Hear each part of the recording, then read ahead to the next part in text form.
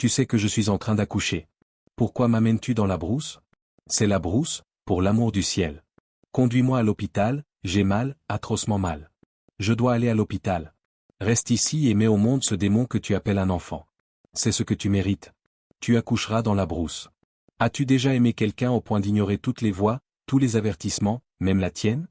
As-tu déjà été assise dans une pièce silencieuse, et réalisé que tu étais la seule à ne pas avoir vu venir la tempête? Je m'appelle Wally, mais ceux qui savent ce que j'ai traversé m'appellent une femme et quelque chose. Ceci n'est pas une histoire pour te divertir. C'est une histoire pour te rappeler que lorsque le cœur aveugle les yeux, même la lune peut sembler être le soleil. Laisse-moi recommencer depuis le début. Je suis né à Humeau, un petit village fier niché entre des collines d'argile rouge et des arbres de cajou épais. Mon père était menuisier, ma mère vendait des produits au bord de la route.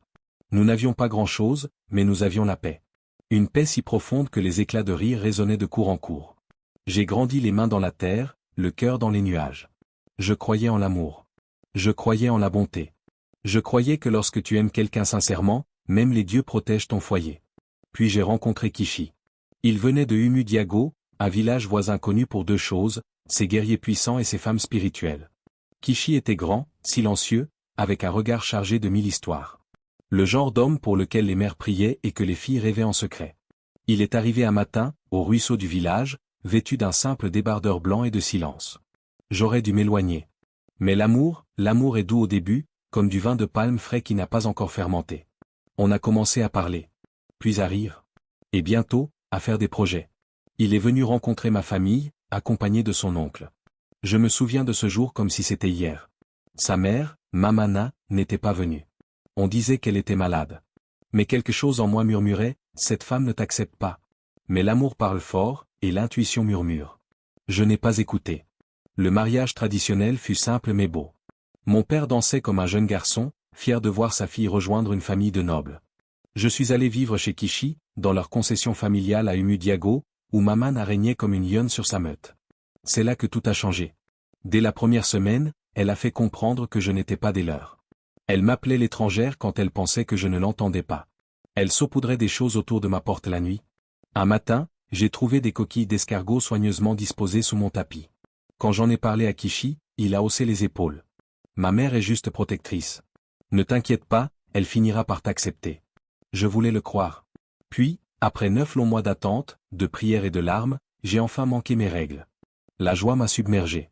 Comme si le ciel avait ouvert ses portes pour verser la paix dans mon âme. Ce matin-là, j'ai dansé. J'ai chanté. J'ai préparé sa soupe préférée, feuilles amères et poissons secs accompagnés d'igname pilé. Mais maman ne l'a pas touché. Elle m'a regardé longuement, puis a demandé. Quel esprit t'a dit que cette grossesse était une bénédiction? Je suis resté figé. Maman, je porte votre petit enfant. C'est ce que tu crois? A-t-elle craché avant de s'éloigner? Cette nuit-là, j'ai rêvé de feu. Un enfant couvert de cendres pleurait dans une forêt. Les arbres saignaient. Le vent hurlait. Je me suis réveillé en sueur, le pagne collé à la peau. J'ai raconté le rêve à Kishi. Tu stresses trop? Tu réfléchis trop? Mais je savais. Quelque chose n'allait pas. Les signes se sont multipliés. Le chien qui jouait toujours avec moi s'est mis à aboyer contre mon ventre. Un oiseau est entré dans notre chambre et n'est jamais reparti. Une vieille femme au marché a touché mon ventre et dit. Tous les fruits ne sont pas sucrés, ma fille. Mais je suis resté. J'ai prié. À 5 mois, je suis tombé malade. Mes jambes ont enflé, mes yeux étaient lourds. Maman a insisté pour un rituel de purification. Elle disait que mon bébé devait être séparé du sang de mon village. Elle a bouilli des herbes qui sentaient la mort, et m'a dit de me laver avec à minuit. J'ai refusé. Pour la première fois. Et c'est ce soir-là que Kishi m'a frappé. Pas un mot. Juste ce regard glacé et ces mots. Tu n'as pas le droit de rejeter la protection de ma mère. Je lui ai pardonné. Je me suis dit qu'il était sous pression. Que les hommes changent pendant une grossesse. Je me suis menti. Encore et encore. À 7 mois, je me suis effondré dans la cuisine. Maman a refusé d'appeler l'infirmière. Elle s'est tenue au-dessus de moi et a dit. Si cet enfant part, il emmènera la mort avec lui. Ce n'est que quand les voisins ont entendu mes cris qu'ils sont venus m'aider. Ce jour-là, j'ai compris, j'étais seul. J'ai déménagé dans la petite pièce près de la cuisine et je dormais d'un œil ouvert. Kishi était devenu une ombre. Il ne me touchait plus. Ne priait plus avec moi. Passait ses nuits à la ferme. Une nuit, je les ai entendus parler dehors, sa mère et lui. Elle ne doit pas accoucher ici. Cette terre rejettera cet enfant. Et quand le moment viendra? A-t-il demandé. Emmène-la loin. Loin de notre lignée. Je me suis couverte la bouche pour ne pas hurler. C'est là que j'ai compris, si je voulais vivre, je devais me préparer comme une femme sans mari. Mais comment se préparer à accoucher seule? Comment donner la vie sans bras pour te soutenir? J'ai commencé à préparer un sac, un pagne, un couteau, du sel, de l'eau, un peu d'argent. Je ne savais pas où aller, mais je savais que rester allait me tuer. Le premier soir de mon 9e mois, les douleurs ont commencé. Comme du feu. Mon corps hurlait. Mes yeux pleuraient. J'ai appelé Kishi. Il est enfin venu. Peut-être va-t-il m'aider, ai-je pensé. Au lieu de ça, il m'a jeté dans la voiture. Maman dit qu'on doit y aller. Monte. J'ai supplié. J'ai crié. Mais il a conduit. Pas vers un centre de santé. Pas chez une accoucheuse traditionnelle. Nulle part de sûr. Il s'est arrêté sur un chemin étroit, à l'orée de la forêt ancestrale de Hugan. Il a ouvert la portière, déposé l'eau, le sel, et m'a dit. Accouche ici. Pas dans la maison de mon père. Je me suis accroché à sa jambe. Il m'a repoussé. Et il est parti. La nuit m'a englouti. La douleur est montée comme une montagne. J'ai crié jusqu'à perdre la voix. Le vent ne répondait pas. Les arbres regardaient. J'étais seul. Le premier souvenir que j'ai, c'est le silence. Pas un silence de paix. Un silence de peur. Celui qui te fait comprendre que même la terre ne veut pas t'aider. Allongé là, sur ce sol froid, au milieu de nulle part. Les étoiles brillaient, nombreuses, mais aucune ne me touchait. Mon pagne trempé de sueur et de sang. La douleur dans mes reins n'était plus aiguë. Elle était devenue un marteau profond, implacable. Mes lèvres sèches. Ma voix perdue. Et les contractions toujours là? Les douleurs sont venues comme des vagues, lentes au début, puis brutales, rapides, comme des missiles. Je mourais. Je le savais. Ce n'était pas ainsi que je l'avais imaginé. Ce n'était pas ainsi que j'avais rêvé de donner la vie. Pas dans la brousse. Pas dans la peur. Et certainement pas comme ça. Mon esprit vagabondait pendant que mon corps luttait pour rester en vie. Est-ce ainsi que ma mère m'a mise au monde? A-t-elle pleuré comme moi? Était-elle seule, elle aussi? J'ai appelé à l'aide, mais aucun son n'est sorti. La forêt m'a répondu par le chant des grillons. Le vent soufflait doucement, comme pour se moquer de moi, emportant mes murmures impuissants dans la nuit noire. Et puis c'est arrivé. Mon corps a pris le dessus. Je n'avais plus de force. Aucune main pour me soutenir. Pas de sage-femme. Pas de lanterne. Rien d'autre que la douleur et le feu. J'ai hurlé. Quelque chose en moi a bougé. Mon corps s'est ouvert comme une barrière brisée. J'ai poussé. Puis, le silence. Puis un son. Un cri, minuscule et furieux. Le cri d'un bébé. Les larmes ont coulé sur mes joues. Je l'avais fait.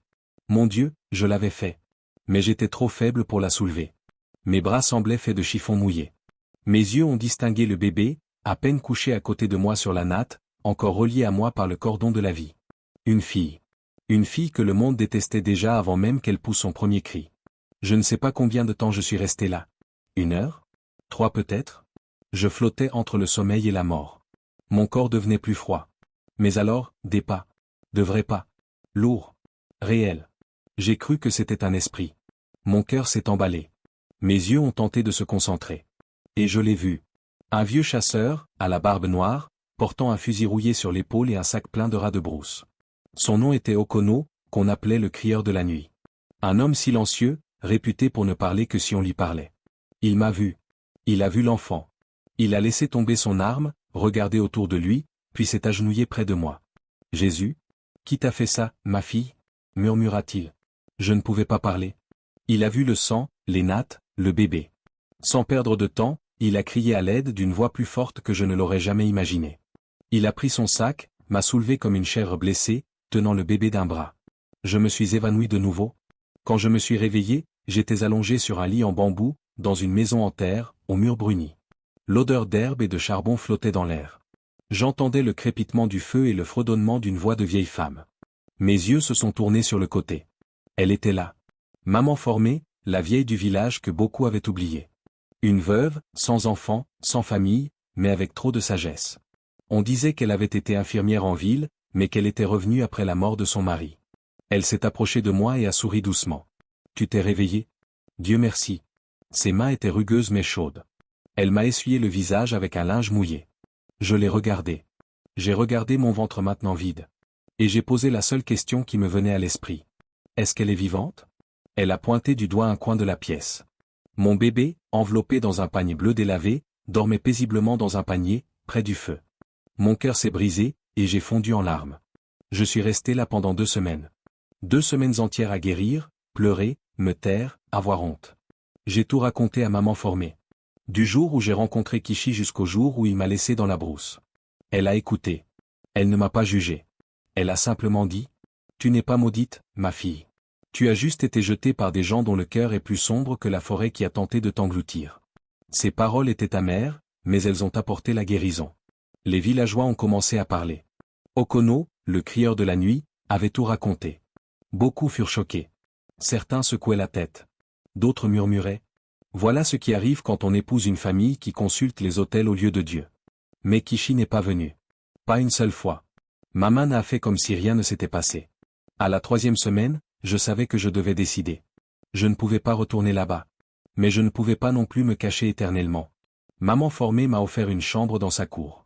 Je lui ai dit que je pouvais marcher, nettoyer, aller chercher de l'eau, vendre du bois, n'importe quoi. Mais elle a souri encore et a dit « Tu ne souffriras pas ici. J'ai perdu une fille, il y a bien des années. Peut-être que Dieu t'a envoyé pour remplir cet espace. » C'était la première fois que je me sentais à nouveau être un être humain.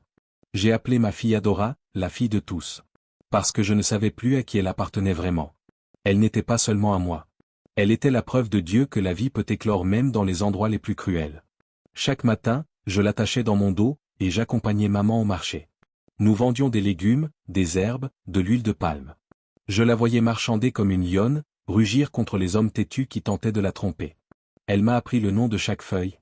Comment faire de l'huile à partir du basilic africain? Comment moudre le bita contre les douleurs d'estomac, la douleur?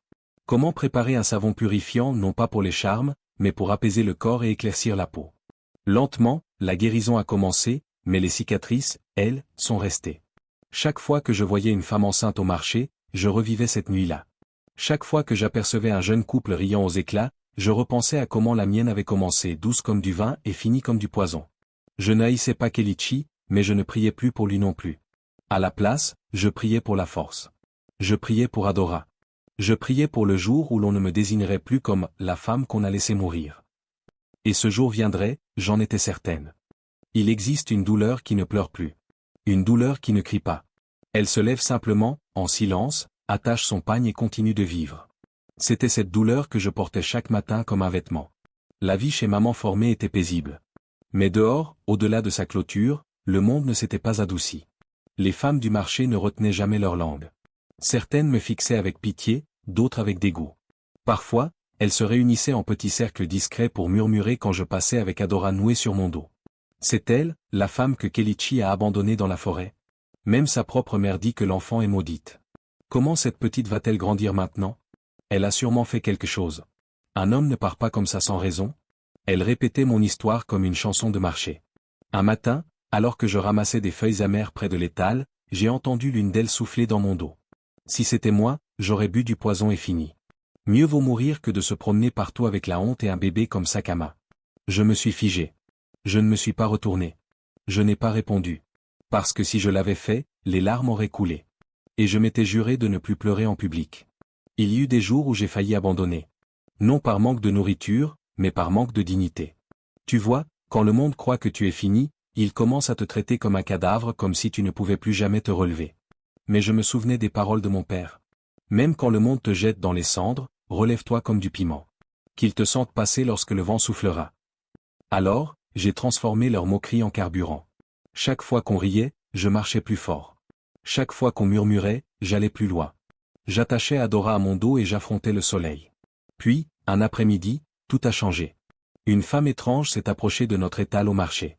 Elle portait un pantalon, des lunettes, elle avait l'air de venir de la ville.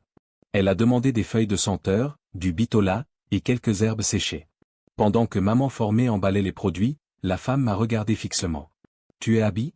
Je me suis figé. « Oui. Qui êtes-vous » Elle a souri. « Je m'appelle Amaka. Je suis journaliste, je viens d'Enugu.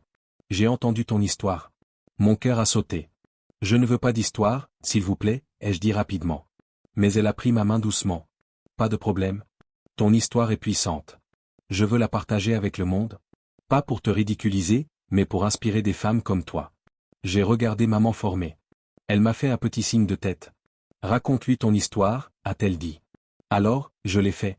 2 semaines plus tard, un article intitulé La femme qu'ils ont laissé mourir est paru dans un grand journal. Il y avait mon nom, mon visage, même une photo d'Adora attachée sur mon dos avec un vieux pagne. J'avais peur. Mais quelque chose d'inattendu s'est produit. Des femmes ont commencé à venir à l'étal. Pas pour se moquer, mais pour apprendre. Elles demandaient des herbes, des conseils, de la force. L'une d'elles a dit, « Si tu as survécu à ça et que tu te lèves encore avec le sourire, alors moi aussi, je peux vivre. » Mon petit commerce a grandi. Avec l'aide de maman formée, j'ai commencé à fabriquer des savons naturels, des huiles, des tisanes. Ceux qui m'ignoraient avant achetaient désormais en gros. Certains m'appelaient même Obia la guérisseuse. La femme du chef m'a invité à parler à un rassemblement de femmes. Une veuve d'Oka a envoyé une lettre de remerciement disant que mon histoire lui avait rendu espoir. Mais je n'ai pas oublié les visages de celles qui m'avaient moqué. Je les ai vus sourire avec une gentillesse feinte. Je n'ai ressenti aucune haine. Leur moquerie faisait partie du feu qui m'a forgé. Les années ont passé. Adora a grandi comme un lys au bord d'un ruisseau. Belle, calme, et sage comme une vieille âme dans un petit corps. Elle posait des questions comme une reine. « Maman, pourquoi on ne va jamais dans la maison de mon père ?» Je souriais. Parce que certaines maisons sont trop petites pour des esprits aussi grands que le tien. Elle n'a jamais reposé la question. Elle aimait lire. Elle récitait des proverbes comme une fille de chef. Elle saluait toujours à deux mains, comme si Dieu lui-même se tenait devant elle. Un jour, alors que nous étions assis sous un manguier, une lettre est arrivée. Elle venait d'une fondation à Lagos. Ils avaient entendu parler de mes produits Abba en ligne et voulaient collaborer avec moi pour les distribuer à l'échelle nationale. Je pensais que c'était une arnaque. Maman formée a ri. Ma fille, Dieu ne trompe pas. Il surprend. Nous avons accepté. En 6 mois, j'avais une marque déposée. En 1 an, j'ai ouvert une boutique près de la clinique du village. Des gens venaient de plusieurs localités chercher les mains guérisseuses d'Obia. Des cendres où l'on m'avait laissé, j'étais en train de m'élever. Mais ce qui m'a le plus touché, ce n'était pas le commerce. C'était ce moment-là. Un dimanche soir, je venais de fermer la boutique quand une jeune femme aux yeux fatigués est entrée, un enfant qui pleurait dans ses bras. « On m'a dit que vous aidiez les femmes comme moi », a-t-elle chuchoté. J'ai vu dans ses yeux, moi. Je lui ai pris la main. « Assieds-toi. Laisse-moi te préparer quelque chose. » Et à cet instant, j'ai compris que je n'étais plus celle qui demandait de l'aide. J'étais devenue l'aide. La fille qu'on avait abandonnée dans la brousse était devenue la femme vers qui les autres couraient. Mais le destin a toujours une dernière page. Parce que la même bouche qui t'a craché aujourd'hui peut venir te supplier demain. Et le jour de la justice approchait. On dit que la roue de la vie tourne lentement, mais elle tourne. Et parfois, elle ramène ceux qui t'ont abandonné jusqu'à ta porte, non plus avec orgueil, mais avec des yeux implorants et des genoux tremblants. Ils m'avaient laissé dans la brousse pour mourir. Mais leur visage racontait déjà toute l'histoire, bien avant que leur bouche ne s'ouvre. Kelichi paraissait amaigri. Ses épaules autrefois fières pendaient maintenant, comme des tiges de bananier battues par la pluie. Les yeux autrefois vifs de Mama Nena étaient devenus ternes, et ses jambes tremblaient sous son pagne. Je ne leur ai rien dit. Kelichi s'est éclairci la gorge. « S'il te plaît, nous sommes venus te supplier. » Je me suis adossé au portail, les bras croisés. « Que voulez-vous » ai-je demandé. Ni doucement, ni avec cruauté. Juste, clairement. Il a baissé les yeux, puis a prononcé des mots que je n'aurais jamais imaginé entendre sortir de sa bouche. « Ma femme, celle que j'ai épousée après toi, elle est partie. Il y a 3 ans. Elle ne pouvait pas avoir d'enfant. Tous les traitements ont échoué, même après avoir pris des médicaments, des herbes, nous avons même voyagé jusqu'à Ibadan pour des prières. » Je hochai lentement la tête, attentive, tentant de comprendre où il voulait en venir. « Et maman » ai-je demandé. Il s'est tourné vers elle. Elle tremblait. Elle est malade depuis plus d'1 an. Nous avons vu tous les guérisseurs, toutes les églises, mais tous les prophètes disent la même chose. J'ai levé un sourcil. Quoi donc? Kelichi a avalé sa salive avec difficulté. Que la seule personne qui peut briser la malédiction, c'est celle que nous avons offensée. L'air est devenu immobile. Même les oiseaux se sont tus. Je me suis écarté lentement. Entrez. Ils se sont assis sur le long banc de ma véranda. Je leur ai offert de l'eau. Puis le silence s'est installé. Adora est sortie pour les saluer. Elle marchait avec élégance, grande et digne à ses 15 ans. Ses yeux brillaient comme la rosée du matin, et elle portait sa grâce comme une couronne invisible. Elle s'est inclinée et les a salués avec respect. Les yeux de Kelichi se sont élargis. « Elle me ressemble » a-t-il murmuré. Je n'ai rien répondu. Adora s'est tournée vers moi. « Maman, je rentre. » J'ai hoché la tête. Elle est entrée dans la maison. Puis je me suis retourné vers ces 2 personnes qui, autrefois, m'avaient jeté dans la gueule du lion et s'en étaient allées. Vous m'avez laissé mourir dans la forêt. Le visage de Kenichi s'est assombri. Tu as écouté une femme qui disait que son propre sang était maudit? Mama a tenté de parler. Obli, je t'en prie. Je croyais protéger ma lignée, je croyais. J'ai levé la main pour l'interrompre. N'explique pas. Je me suis levé. J'ai marché lentement vers eux. Laissez-moi vous dire ce qui s'est passé après que vous m'ayez abandonné. Je leur ai raconté la douleur, le sang dans la brousse, le chasseur, Mama formée, les moqueries du marché, la lente guérison, la montée, l'éveil. Je leur ai tout raconté pas avec colère, mais avec force. Kenichi pleurait. De vraies larmes. Pas des larmes de crocodile. J'étais jeune, et stupide. J'ai échoué. Je t'ai trahi. Je l'ai regardé. Oui, tu m'as trahi. Mais je t'ai pardonné il y a longtemps. Pas pour toi. Pour moi? Il a hoché la tête. Alors aide-nous, s'il te plaît, a-t-il murmuré. Je me suis tourné vers Mama. Tu te souviens de ce que tu as dit quand j'étais enceinte de 5 mois? Tu as dit que si l'enfant touchait le sol de ta maison, elle apporterait la mort. Elle a lentement hoché la tête, pleine de honte. Eh bien, elle n'a jamais touché ton sol. Et pourtant, tu portes toujours la maladie. Alors, dis-moi, qui est vraiment maudit? Ses yeux se sont emplis de larmes. Elle s'est penchée. Et pour la toute première fois, elle s'est agenouillée. Obli, je suis désolé. Tu n'étais pas maudite. C'est moi. Mon cœur était sombre, je le vois maintenant. Je le vois. Je l'ai regardé, et soudain, je n'ai pas ressenti de haine. J'ai ressenti de la pitié. Je leur ai proposé de dormir dans la chambre d'amis cette nuit-là. Non pas parce que je leur devais quoi que ce soit, mais parce que la grâce n'est pas une faiblesse. Parce que parfois, Dieu prépare une table devant nos ennemis non pas pour se vanter mais pour leur faire goûter ce que la miséricorde a de plus doux. Le lendemain matin, je leur ai donné à manger. Puis j'ai tendu à Kenichi une enveloppe. À l'intérieur, un peu d'argent pour le transport, et une note. Je ne peux briser aucune malédiction, car je n'en ai jamais jeté. Ce qui vous poursuit n'est pas ma voix. C'est votre propre ombre. Allez en paix. Ne revenez pas. Que vous trouviez tous deux la guérison à votre manière.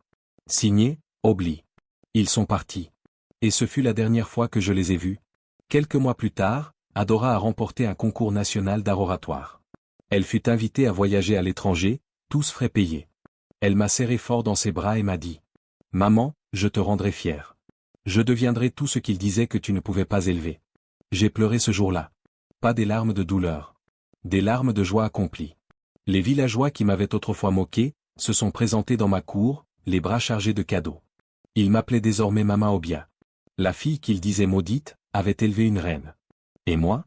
Moi, la femme abandonnée pour mourir. J'étais devenue la porte à laquelle on venait frapper pour la guérison, la sagesse, et la paix. Car nos anciens le disent. Le même fleuve dans lequel ils crachent aujourd'hui, sera peut-être celui dont ils boiront demain. Et moi? Je n'ai pas recraché. J'ai seulement souri. Parce que je savais que j'étais sorti des cendres. Et que je ne portais plus la honte de personne. Seulement ma propre couronne.